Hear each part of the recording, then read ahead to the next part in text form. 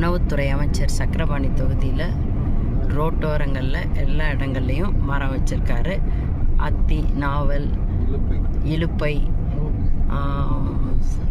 இது மாதிரி மரங்கள் நிறைய வச்சுருக்காரு. ஒரு 5 வருஷத்துக்கு மேலே இருக்கும் இதெல்லாம் வச்சு.